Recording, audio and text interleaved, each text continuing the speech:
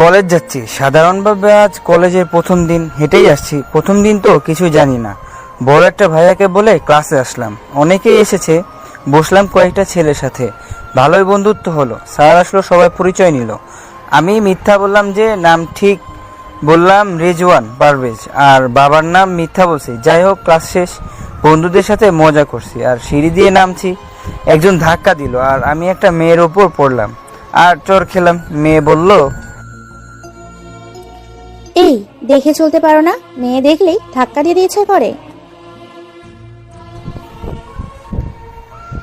কিছু বলবো তার আগেই কথাগুলো বলে চলে গেল।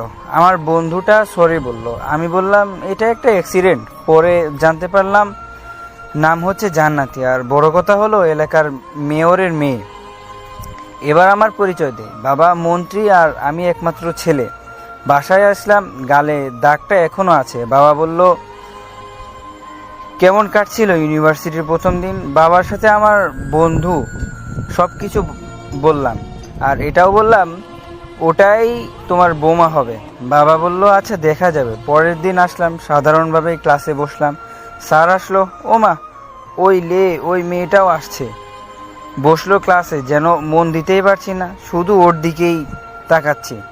ধরে ফেলেছে, কি করব ভাবছি। ক্লাস শেষে সবাই বেরিয়ে গেলে ওমা, জান্নাতি তো বেরই হচ্ছে না, আমার দিকে আসছে।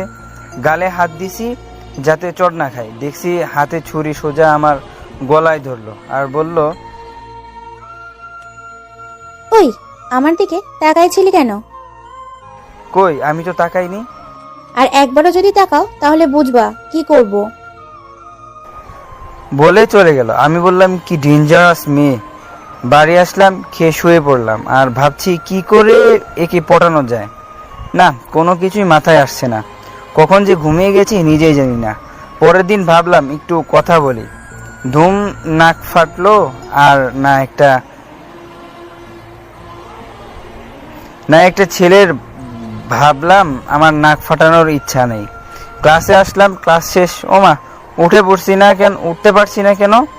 তালাটা লেগে গেছে চেয়ারে। তখনই দেখি জান্নাতি আর তার বান্ধবীরা হাসছে। বুঝতে আর বাকি রইল না, এটা জান্নাতির কাজ।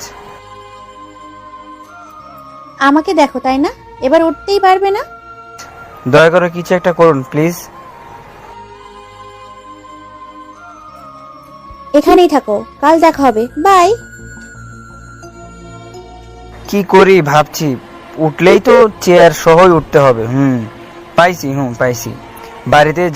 বাড়িতে বাবার পিয়নকে ফোন করলাম। ব্যাংকের নামে সেভ করা আছে। তারপর তাকে বললাম যে আমার জন্য একটা প্যান্ট নিয়ে কলেজে আসতে। সে আমার জন্য প্যান্ট নিয়ে আমার ক্লাসে আসলো, আর আমি ওই প্যান্ট পরে কলেজ থেকে বের হয়ে বাসায় চলে আসি। বাসায় এসে ফ্রেশ হয়ে খাওয়া দাওয়া করে ঘুম দিলাম একবারে। বিকালে ঘুম থেকে উঠে আজ একটু ঘোরাঘুরি করলাম। অতঃপর রাতে একটু পরে 11টার সময় ডিনার করে ঘুম দিলাম। পরের দিন সকালে ঘুম থেকে কলেজে আসলাম। কলেজ গেট দিয়ে যেই ঢুকতে যাব অমনি পড়ে গেলাম। উঠে দেখি জান্নাতিরা হাসছে। বুঝতে আর ভুল হলো না যে এটা জান্নাতির কাজ। তাই জান্নাতিকে জিজ্ঞাসা করলাম, আমাকে ল্যাং মারলেন কেন? ইচ্ছা হয়েছে তাই মারছি। তোর মতো ফকিরনির বাচ্চাকে মারতে আবার কারণ লাগে নাকি? একটা চোর মারলাম আর বললাম আমাকে যা বলার বল, কিন্তু আমার বাবা মাকে নিয়ে কোনো বাজে কথা বলবি না।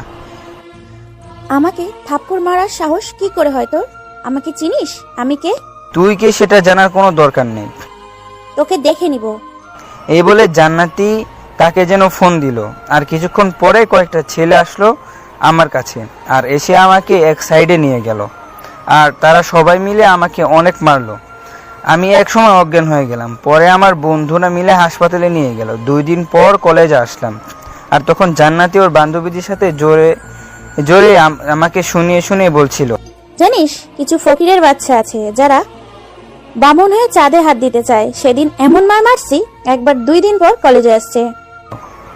আর জান্নাতিকে খুব সুন্দর লাগছে। তাই আমি ওদের কথা শুনে ওদের কাছে গিয়ে সবার সামনে জান্নাতিকে সোজা কিস করে দিলাম। পুরা ক্যাম্পাসের সবাই আমার দিকে তাকিয়ে আছে। 5 মিনিট পর ছেড়ে দিলাম, আর ওই বলছে, এই ছোট লোকের বাচ্চা, তোর সাহস কি করে হয় আমাকে কিস করা ছোট লোকের বাচ্চা। এই বলে অনেক অপমান করলো। আমার মনটা খুব খারাপ হয়ে গেল, তাই আর ক্লাস না করে বাসায় চলে আসলাম। বাসায় এসে ফ্রেশ হয়ে বাবা ডাকলো আর বলল, দেখ বাবা, তুই এভাবে কেন চলিস? আমার কি টাকা কম? বাবা আমার এইভাবে চলতেই ভালো লাগে, তাই এভাবে চলি। দেখ, বাইরে বের হলে লোকজন বলাবলি করে আমার নাকি টাকা শেষ হয়ে গেছে, সেই জন্য তুই এভাবে চলিস। বাবার কথা শুনে ভাবলাম যে বাবা তো ঠিকই বলেছে, আমার জন্য বাবাকে অপমানিত হচ্ছে। আর আজ কলেজে জান্নাতিও আমাকে গরিব বলে অনেক অপমান করেছে, কিন্তু আমি তো গরিব না। তাই বাবাকে বললাম, বাবা কাল থেকে নিজেকে চেঞ্জ করব, ওকে? তোর কথা শুনে অনেক খুশি হলাম। বাবাকে বললাম, বাবা আমার কিছু টাকা লাগবে, শপিং করব। এই কথা বলাতে বাবা আমাকে 20,000 টাকা বের করে দিল। আমি তা নিয়ে শপিং করার জন্য বের হলাম আর অনেক কিছু কেনাকাটা করলাম। কেনাকাটা করে বাসায় আসলাম। বাসায় এসে বাবাকে বললাম, বাবা কাল থেকে আমি বডিগার্ড নিয়ে কলেজে যাব। বাবা বলল, ওকে। এই বলে সবাই একসাথে ডিনার করে ঘুম আসলাম। আর ভাবলাম জান্নাতি কাল আমাকে দেখে কি মনে করবে। এসব ভাবতে ভাবতে কখন যে ঘুমিয়ে গিয়েছি নিজেও জানি না। পরের দিন সকালে উঠে ফ্রেশ হয়ে নাস্তা করে বাবাকে বলে কলেজের জন্য বের হলাম। 3টি গাড়ি নিয়ে, 2টিতে আমার বডিগার্ড আর 1টিতে আমি। গাড়ি নিয়ে কলেজের ভিতরে আসার পর গাড়ি থেকে নামার সময় কলেজের সবাই আমার দিকে তাকিয়ে আছে। তাকিয়ে থাকারই কথা। যে ছেলে ফকিরের মতো কলেজে আসতো, গাইয়া গাইয়া ভাব খেত, সে ছেলে আজ একদম হিরোর মতো কলেজে আসছে, তাও আবার গাড়ি নিয়ে আসছে। এটা দেখে জান্নাতি আমার কাছে এসে বলল, কত টাকা দিয়ে এইসব ভাড়া করেছিস? কোনো কথা বললাম না। কি হলো, কোনো কথা বলছিস না কেন? কত দিয়ে ভাড়া করেছিস? এসব শুনে আমার বডিগার্ডরা বলল, এসব ভাড়া না, উনি একজন মন্ত্রীর ছেলে। কি, ওই মন্ত্রীর ছেলে? উনি এখানকার মন্ত্রীর ছেলে। জান্নাতিকে কোনো কথা বলার সুযোগ না দিয়ে চলে আসলাম। তারপর এক এক করে সব ক্লাস করে বাসায় আসার জন্য বের হলাম। তখন জান্নাতি আমার কাছে আসার অনেক চেষ্টা করেছে, কিন্তু আমার বডিগার্ডরা আসতে দেয়নি, কারণ আমি নিষেধ করেছিলাম। সেদিনের পর থেকে আমি জান্নাতিকে অ্যাভয়েড করে চলছিলাম। অপরদিকে জান্নাতি আমাকে খুব মিস করতে শুরু করলো। আমার সাথে করা মজাগুলো নিয়ে ভাবতে থাকলো। এতে ওর অনেক খারাপ লাগলো আর ভাবলো যে আমাকে সরি বলবে। আমি ক্যাম্পাসে একটা গাছের নিচে বসেছিলাম, তখন কোথা থেকে জান্নাতি আসলো আর আমাকে বলল, সরি? কেন? আপনার সাথে এতদিন খারাপ ব্যবহার করার জন্য। It's okay. আসলে আমি বুঝতে পারিনি যে আপনি একজন মন্ত্রীর ছেলে। বুঝেছি। আসলে এতে আপনার কোনো দোষ নেই, কারণ আমি আমার পরিচয় গোপন করেছিলাম। তাহলে আজ থেকে আমরা কি বন্ধু হতে পারি? অবশ্যই। আমি আজ থেকে তোমাকে তুমি করে ডাকবো, আর তুমি আমাকে আজ থেকে তুমি বলে ডাকবে। কেন? একটু আগেই তো আমরা বন্ধু হলাম, আর বন্ধুত্বের মাঝে আপনি কথাটা মানায় না, তাই। এভাবেই চলতে থাকলো আমাদের বন্ধুত্ব। এখন আমাদের বন্ধুত্বটা আরো গভীর হলো। কিন্তু অন্যদিকে জান্নাতি ধীরে ধীরে আমাকে ভালোবেসে ফেলেছে, কিন্তু বলতে পারছে না। কথায় আছে না, মেয়েদের বুক ফাটে তবু মুখ ফোটে না। তেমনই জান্নাতির বিপরীত হলো না, কিন্তু ওই অনেক আকার ইঙ্গিতে বুঝাতে চেয়েছিল। এমনি একদিনের কথা, আমি একটা গাছের নিচে বসে আছি, তখন একটা মেয়ে আমার কাছে এসে, আপনার সাথে কিছু কথা ছিল। জি বলেন। এইখানে না, একটু ওইদিকে যাবেন? একা বসেছিলাম তাই ওনার সাথে চলে গেলাম। কি বলবেন বলেন। চুপ করে রইলাম। I love you. মেয়েটি চুপ করে আছে বলে আমি বললাম, সরি, আমি আপনাকে ভালোবাসতে পারবো না।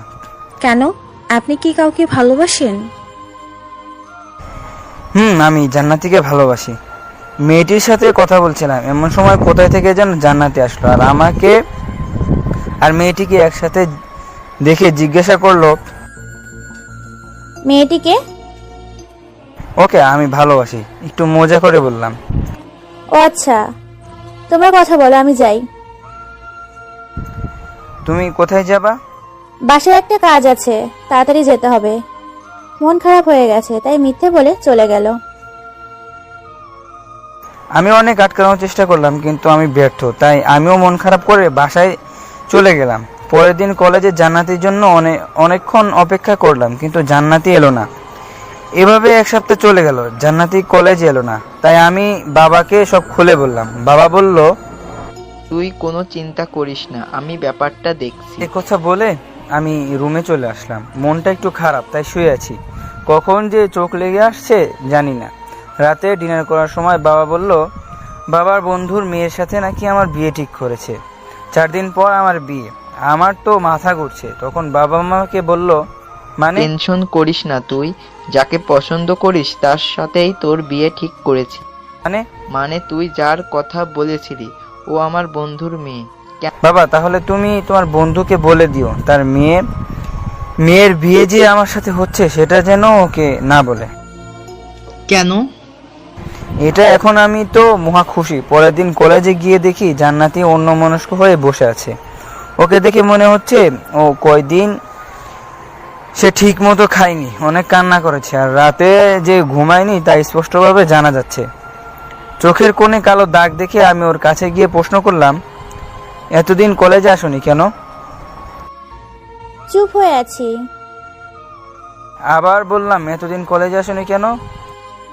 বাসায় ছিলাম না, তাই আসা হয়নি। ও, 4 দিন পর আমার বিয়ে বাবার বন্ধুর ছেলের সাথে। তুমি আসবে কিন্তু।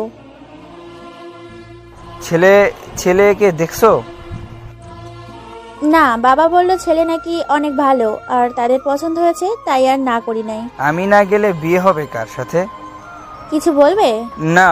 তারপর দুজনের বাসায় চলে গেলাম। আজ আমাদের বিয়ে হয়ে গেল। এখন আমি বাসর ঘরের সামনে দাঁড়িয়ে আছি। অনেক ভয় লাগছে, না জানি কি হয়। আপনারা একটু সাহস দেন। ভাবতে ভাবতে বাসর ঘরে ঢুকে পড়লাম। বউ এসে সালাম করে বেডের উপর বসলো। আমি তার কাছে গেলাম। গিয়ে ওর ঘোমটা তুলতেই জান্নাতি অবাক হয়ে, তুমি এখানে? একটু আগেই তো আমাকে বিয়ে করলে, তাহলে আমি থাকবো না তো আর কে থাকবে এখানে? আবেগের উপর অবাক হচ্ছে, তাই আমি আবার জিজ্ঞাসা করলাম, আমি ভালোবাসি তোমাকে, তুমি কি আমাকে ভালোবাসো? না। ওকে, কোনো সমস্যা নাই। আমি তাহলে নীলার কাছে যাই। নীলা হচ্ছে কলেজে যে আমাকে প্রপোজ ওর করেছিল। কথা যদি আর একবার বলো তাহলে খুন করে ফেলবো।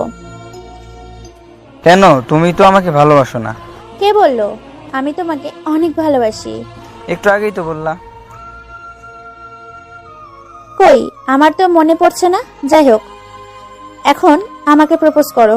বাসর ঘর ফুল দিয়ে সাজানো ছিল। সেখান থেকে একটা গোলাপ ফুল নিয়ে হাঁটু গেড়ে বসে, তুমি কি আমার একলা পথের প্রতীক হবে? হবে কি আমার আনিকার আম্মু? হব। আই লাভ ইউ, অনেক ভালোবাসি তোমাকে। I love you too. অনেক হয়েছে, এবার একটু আদর করি। না, আগে লাইট অফ করো, তোমার পাঠকরা দেখছে। Light off.